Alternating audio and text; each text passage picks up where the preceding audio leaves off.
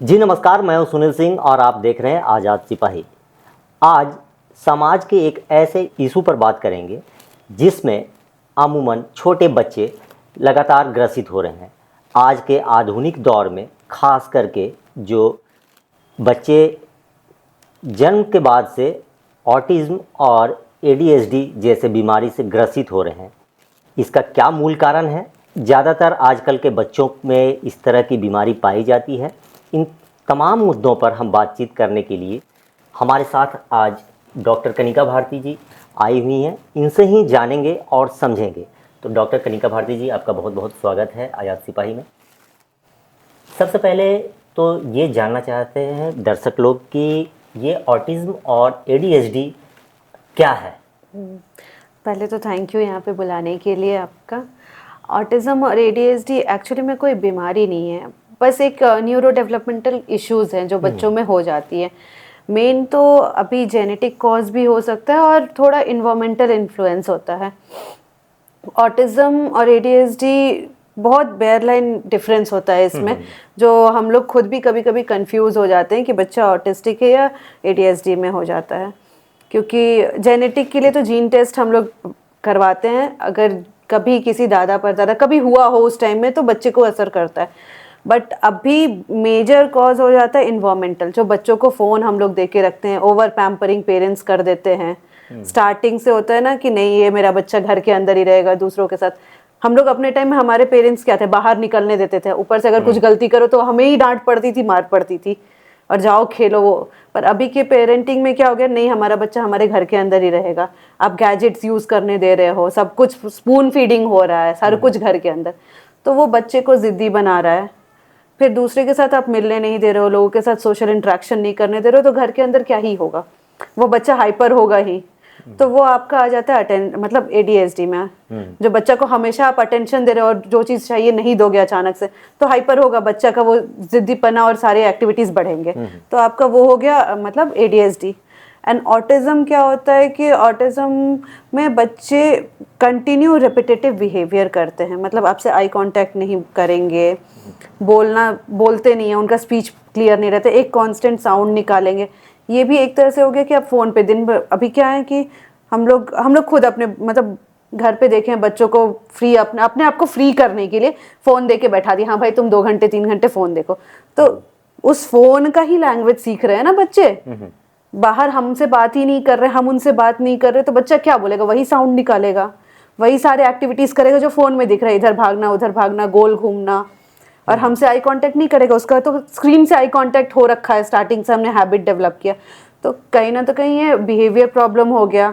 जो हम लोग बिहेवियर प्रॉब्लम क्यों हुआ, क्योंकि हमने गलत आदत सिखाई बच्चों को। तो मेजर कॉज अभी मेरे हिसाब से पेरेंटिंग में है। पेरेंट्स को अपने बच्चे को मतलब ध्यान देना है कि क्या जरूरी कि मतलब खास करके जो है गैजेट से थोड़ा दूर रख के, जैसे पहले होते थे दूसरे बच्चों के साथ मिलो, थोड़ा इधर घूमो थोड़ा उधर घूमो, वो होना चाहिए। वही ये सारे चीज़ों को कॉज कर रहा है, और इसको हम लोग बीमारी नहीं बोल सकते। ये तो हमारा ही परवरिश है कि वैसे बच्चे को हम लोग कर दे रहे हैं। लेकिन ये ऑटिज्म का जो है अमूमन मतलब जैसे आप बता रही हैं कि मान लीजिए वो लैंग्वेज प्रॉब्लम्स आते हैं, या ये तो 2 साल के या मतलब 1.5 साल के बाद से जब वो आपको जब वोकल जो है कि मतलब डेवलप होता है तब। लेकिन उससे पहले भी मतलब ये लक्षण नहीं, क्या मतलब पता चल क्या सकता है कि ऑटिज्म और एडीएचडी आप 2.5-3 साल के बाद ही डायग्नोस कर सकते हैं। उससे पहले आप नहीं डिफरेंशिएट कर सकते कि बच्चा नॉर्मली या कुछ प्रॉब्लम है, क्योंकि वो बहुत कॉमन बिहेवियर रहता है, इधर से उधर उधर से। तो एग्जैक्ट कॉज नहीं, कभी भी ऑटिज्म एडीएचडी का डायग्नोस और डिक्लेयर हम लोग 2.5 साल के ऊपर से ही करते हैं, उससे नीचे नहीं करते हैं। तो इसके क्या क्या लक्षण हैं, मतलब जो देखने पे मतलब ताकि गार्जियन ये अवेयर हो जाए, क्योंकि बहुत कोई को ना होता है क्या कि बच्चा अभी अगर नहीं बोल रहा है, 2.5 साल का 3 साल का हो गया, नहीं बोल रहा है, अच्छा चलो ना बाद में बोलेगा, कुछ ऐसा बिहेव कर रहा है कि मतलब जो एबनॉर्मल टाइप का है, लेकिन लगता है क्या कि नहीं बचपना है, कोई इशू नहीं है, तो कैसे इसको कोई गार्जियन कैसे इसको पहचानेगा कि नहीं हमारा बच्चा जो है कि मतलब इस सिकनेस में जो है जा रहा है? देखिए, पहले तो क्लियर होना होगा मैं कि ऑटिज्म क्या है, एडीएचडी क्या है।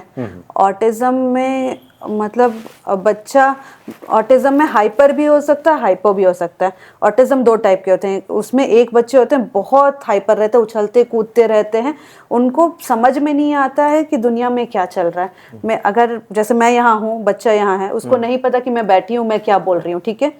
पर जब ADHD पे आप आते हैं तो ADHD होता है अटेंशन डेफिशिएट हाइपर एक्टिव। उस बच्चे को पता है कि मैं यहाँ बैठी हूँ, उसको डांट रही हूँ, उसको बोल रही हूँ, वो सब चीज़ समझेगा, पर वो करेगा अपने मन का। वो हो गया जिद्दीपना। पर ऑटिज्म में जिद्दीपना नहीं होता, उनकी दुनिया ही अलग होती है, वो कुछ किसी चीज़ को समझते नहीं है। तो ये चीज़ हम लोग को देखना होगा कि बच्चे में क्या है।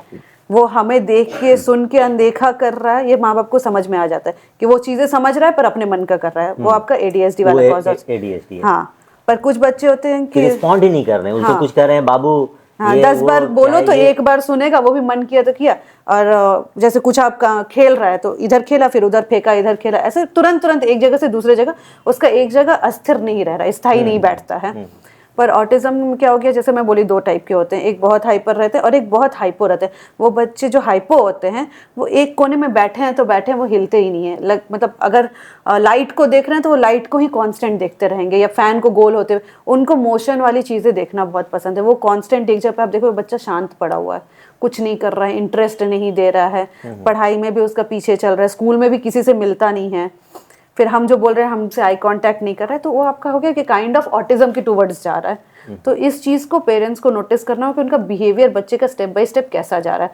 फिर स्कूल से क्या कंप्लेन आ रहे हैं बच्चे को, लर्निंग में प्रॉब्लम हो रही है, लोगों के साथ मिलने उठने बैठने में प्रॉब्लम हो रही है। तो वो जब आप रहोगे, मतलब एज अ पेरेंट्स उनको समझ में आ जाता है कि बच्चा हमारा समझ रहा है या फिर समझ ही नहीं रहा है कुछ हम बोल रहे हैं। और ऑटिज्म के बच्चे अपने आप को एक्सप्रेस नहीं कर सकते, उनको चोट लग रहा है, दर्द हो रहा है, या उनको भूख लगा है, क्या वो एक्सप्रेस नहीं कर पाते। पर ADHD वाले बच्चे खुद को एक्सप्रेस करते हैं, उनको जब भूख लगता है, जो चीज़ चाहिए होता है, वो खींच के भले बोल पाए या नहीं पाए, वो totally up to the condition होता है। कुछ बच्चे बोलते हैं, कुछ बच्चे नहीं बोलते, पर वो माँ बाप को खींच के लेके जाएंगे, मुझे वो चाहिए, इशारा करके बताएंगे। पर ऑटिज्म वाले नहीं कर पाते हैं। अच्छा, तो इसी के बारे में हम ये थोड़ा दर्शकों को बता दीजिए, जो ये स्पीच प्रॉब्लम जो होते हैं ऑटिज्म और ADHD बच्चों को, तो ये स्पीच प्रॉब्लम का मूल कारण क्या है और इसको कैसे सुधारा जा सकता है? मतलब इसके लिए भी कोई एक्चुअली स्पीच प्रॉब्लम के लिए तो स्पीच थेरेपिस्ट काम करते हैं। मैं एज एन ऑक्यूपेशनल थेरेपिस्ट इस पे हम लोग 100% नहीं बट पार्शियली काम करेंगे। जब उनसे थेरेपी में लेके आते हैं तो बात करना, आई कांटेक्ट डेवलप करना, उसमें थोड़ा स्पीच डेवलप होता है इनका।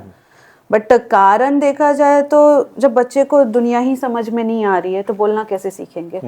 वो हमारी बातों को ही नहीं समझ पा रहे हैं तो वो हम क्या बोल रहे हैं वो कैसे समझेंगे? क्यों? क्योंकि हमने बच्चे पे टाइम नहीं दिया। जब अगर हमें लग रहा है कि हमारा बच्चा नहीं बोल पा रहा है तो वहाँ बैठ के उसको 1 घंटे 2 घंटे में देना पड़ेगा, एक एक वर्ड तोड़ तोड़ के उसको सिखाना होगा, तब वो बोलना स्टार्ट करेगा ना।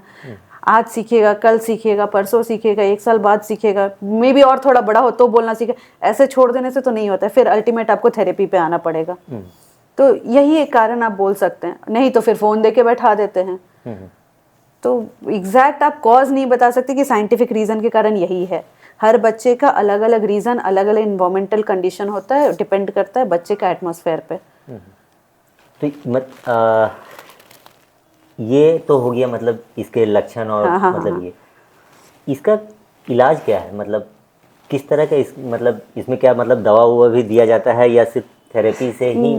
नहीं, जैसे जो बच्चे बहुत हाइपर होते हैं, हमारे पेडियाट्रिक न्यूरोलॉजिस्ट होते हैं, वो लोग ब्रेन के मेडिसिन देते हैं ताकि बच्चे को थोड़ा काम डाउन करके प्रॉपर उनको स्लीप मिले और फिर एक्टिव भी हो ब्रेन, वो चीज़ हम लोग देते हैं। बिकॉज ऑटिज्म और ADHD में क्या है, हम लोग बहुत सारे डाइट का रिस्ट्रिक्शन देते हैं।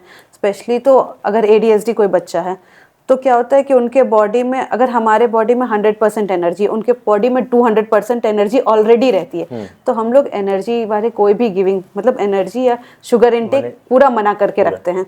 तो कहीं ना तो कहीं से मेडिकेशन के थ्रू उसको हम लोग फुलफिल करवाते हैं। तो अगर कोई बहुत हाइपर बच्चा है तो मेडिसिन देते हैं। अदरवाइज हमारा occupational therapist, behaviour therapist, speech therapist, एक कंप्लीट रिहैबिलिटेशन ग्रुप काम करता है। सिर्फ कोई एक थेरेपिस्ट, कोई एक डॉक्टर इन बच्चों को हील नहीं कर सकता, एक टीम वर्क होता है।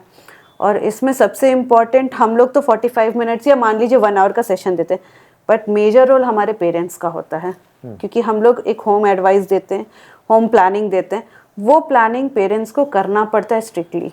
वो नहीं फॉलो करेंगे और चाहेंगे कि हम लोग यहाँ पे 1 घंटे में कोई मैजिक ला दे, तो वो पॉसिबल नहीं है, क्योंकि हमारे पास बहुत सारे केसेस आते हैं, हम लोग को बोलते हैं हम घर पे कर रहे हैं, बट एक्चुअल में करते कुछ नहीं है, और फिर हमें ब्लेम करते हैं कि हमारे बच्चे में इम्प्रूवमेंट नहीं आ रहा है। तो ये चीज़ नहीं हो पाती, एक टीम वर्क के साथ, मतलब यूनिटी के साथ काम करना पड़ता है हर एक को। मतलब पूरे परिवार को मिल करके जो है वो बच्चे को केयर करना होगा। फिर जो डॉक्टर्स हैं उनका भी पूरा मतलब एक सलाह मेडिकल लेते हुए टीम और इधर फैमिली सब मिल के पूरे एकदम सपोर्ट यूनिटी से में जो है कि उस बच्चे को मतलब जो है डेवलप आप कर सकते हैं। चलिए बहुत अच्छा। इसी पर मैम और थोड़ा सा बात को हम आगे बढ़ाते हैं। जैसे कि आप लोग का ये जो कोर्स आप लोगों ने की है, तो इसमें एक्यूपेशनल कोर्स में के ही अंदर ये सारे मतलब हाँ, अभी मतलब जैसे हमारे बैचलर्स डिग्री होती है टोटल आपका पहले 4.5 ईयर्स की होती थी, अभी 5 ईयर्स की हो गई है। तो इस बैचलर्स डिग्री में बैचलर्स इन ऑक्यूपेशनल थेरेपी इसको बोलेंगे, इसमें सम अप हम लोग सब कुछ पढ़ते हैं। अब बैचलर्स के बाद जब मास्टर्स करते हैं तो ये हमारा डिफरेंट हो जाता है कि बहुत लोग को अडल्ट के साथ काम करना पसंद है, तो वो मास्टर्स इन न्यूरोलॉजी करते हैं, जिसमें अडल्ट के साथ आपका है इंजरी हो गया, कहीं भी कैसी भी तरह की चोट हो गई, स्पाइनल कॉर्ड या कुछ भी उसमें, या फिर पैरालिसिस हो गया, स्ट्रोक केसेस हो गए, इन सब सीवीए पे काम करते हैं। और फिर आता है पेडियाट्रिशियन, फिर हैंड फंक्शन, सेंसरी इंटीग्रेशन। तो मास्टर्स के भी बहुत सारे एरिया होते हैं, अपने इंटरेस्ट के हिसाब से सब लेते हैं। लोग जो है मतलब अमूमन इस पेशे से या मतलब इस चीज़ से नहीं मतलब इंटरेक्ट कर पाए हैं, इनसे वाकिफ नहीं है। क्या कारण है और इसके क्या लाभ हैं? वो तो लाभ तो इसका होगा ही, जाहिर सी बात है कि अगर ये कोर्स आप लोग कर रही हैं तो, और इतना अगर पढ़ाई हो रहा है इस विषय पर, अगर रिसर्च हो रहा है, लेकिन अगर ये नहीं करते हैं तो इसके क्या हानि है? मतलब ये चीज़ थोड़ा दर्शक को भी बतला दीजिए कि ये देखिए, अभी ऑक्यूपेशनल थेरेपी अब जाके इंडिया में राइज कर रहा है। बहुत लोगों को पता था बट इतना अवेयर नहीं थे, इवन स्टूडेंट्स भी अवेयर नहीं थे कि ऐसा कोई कोर्स भी है। सब हाँ, सबको एमबीबीएस वाली सीन ही दिखती है, मेडिकल में एमबीबीएस, डेंटल, होम्योपैथिक, आयुर्वेदिक, यही चीजें आती हैं। बट वही है कि टाइम के साथ जैसे जैसे डिमांड बढ़ रही है, ये प्रॉब्लम्स बढ़ रहे हैं, तो ऑब्वियसली कि लोगों को पता चल रहा है कि ऐसा कोई भी कोर्सेज होते हैं। पहले ये सारे प्रॉब्लम्स नहीं थे, क्योंकि गैजेट नहीं था, इन्वायरमेंट वैसा नहीं था। जैसे जैसे इन्वायरमेंट और गैजेट्स और डिजिटल इंडिया होते जा रहा है, प्रॉब्लम्स और ज्यादा क्रिएट हो रहे हैं। मतलब ये मूल जो है कि मतलब गैजेट्स से ही मतलब नई तरह की बीमारी आ रही है, गैजेट से ही हो गया एक तरह से। आप देख लीजिए बच्चों में, क्योंकि आधे से ज्यादा दुनिया तो अब फोन में ही बसा है। बड़े लोग भी हाइपर हो रहे हैं, मतलब ज्यादातर मोबाइल अगर हाँ, शॉर्ट टेम्पर होना या फिर डिप्रेशन में जाना, ये सारी चीजें फोन का एडिक्शन के कारण ही हो रहा है।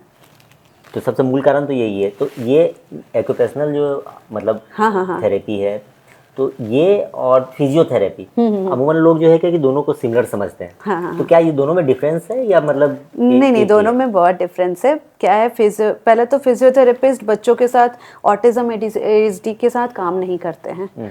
फिजियोथेरेपी का काम क्या है, वो इम्प्रूव करते हैं आपका स्ट्रेंथ को, बैलेंस को, कोई पेन हो, पेन को क्योर करते हैं, और आपको मतलब आपके मूवमेंट पे वर्क करते हैं कि आप नॉर्मल उठ के बैठ के चल पाएं अगर प्रॉब्लम हो रहा है तो। But we as a occupational therapy, अगर आपका जो डेली फंक्शन है, कपड़े पहनना, फिर स्कूल जाना, या फिर घर में होम काम करना, किचन में कुकिंग करना, जो छोटे मोटे हर दिन की ज़रूरत है, जो हम लोग किसी और पे निर्भर हो जाते हैं चोट लगने से या कुछ भी उनसे, तो हम लोग उस काम पे वर्क फोकस करते हैं। ये फिजियोथेरेपी नहीं करते हैं। अच्छा, हाँ, तो ये तो अंतर है। कनिका जी, ये ऑटिज्म और ADHD जो बीमारी है अमूमन बच्चों में पाया जाता है, एक्यूपेशनल के बारे में भी कुछ दर्शकों को आप बताइए कि मतलब इसके क्या लक्षण है, क्योंकि बड़ों में भी इस तरह के मतलब बीमारी पाए जाते हैं, तो उसका क्या इलाज है और किस तरह का देखरेख करना चाहिए? तो बड़ों के साथ क्या है कि अभी सब कोई फ़ोन काफ़ी एडिक्टेड हो गए हैं, रील देखना, वीडियोस देखना, वो उनके मेंटल स्टेबिलिटी को हार्म कर रहा है कहीं ना कहीं। तो उसके कारण क्या होता है कि एक जेलसी वाला फॉर्म, खुद को कंपेयर करना, क्योंकि ऑनलाइन क्या है, सारी चीज़ें फेक है, हमें थोड़ी पता सब चीज़ें रियल हो रही है, बट उस फेक चीज़ों को हम अपने लाइफ से कंपेयर करना स्टार्ट कर देते हैं, तो वो उनमें डिप्रेशन और अदर चीज़ें प्रॉब्लम, मतलब मेंटल स्टेबिलिटी को हार्म कर रहा है। तो वहाँ पे फिर हम लोग काउंसलिंग प्रोसेस के थ्रू जाते हैं, अगर कोई अडल्ट आता है कि बहुत ज़्यादा, और उसको इंगेज करते हैं हम लोग अदर एक्टिविटीज़ में, उनकी जो हॉबीज़ हो गई या फिर एरिया ऑफ इंटरेस्ट हो गया, या उनका जो भी वो कर सकते हैं उनके एज के हिसाब से, उसमें इंगेज करके धीरे धीरे बात करके काउंसलिंग करके एक जो एडिक्शन है उस एडिक्शन को ब्रेक करना हमारा पॉइंट होता है। अडल्ट में आप बोलो या बेसिकली यूथ में बोलो तो ये आ जाता है, क्योंकि वो कहीं ना कहीं उनके फैमिली लाइफ को, पर्सनल लाइफ को डिस्ट्रॉय कर रहा है। दर्शकों को अंत में मतलब कोई सलाह, कोई मशवरा जो ऑटिज्म, एएसडी या ऑप्शनल जो है मतलब एक्यूपेशनल के लिए क्या कहना चाहेंगी?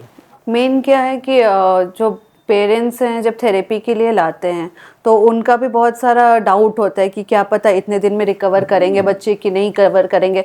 हमसे फर्स्ट क्वेश्चन होता है कितने दिन में मैडम होगा। तो ये चीज़ हम लोग किसी चीज़ को डिपेंड नहीं कर सकते कि हम लोग बोल दे। बहुत सारे होते हैं लोग जो बोल देते नहीं 1 महीने में आपको रिजल्ट आ जाएगा, 2 महीने में रिजल्ट आ जाएगा, बट ऐसा नहीं है। टोटली डिपेंड करता है आपका बच्चा और आप कितना कोऑपरेट कर रहे हैं हमारे थेरेपी में। ऑक्यूपेशनल थेरेपी ज़रूरी हो गया है क्योंकि मतलब बच्चे जितने छोटे होते हैं ना, और उनके एक तरह से गीली मिट्टी होती है, उसको आप उतना ही अच्छे से आकार दे पाओगे।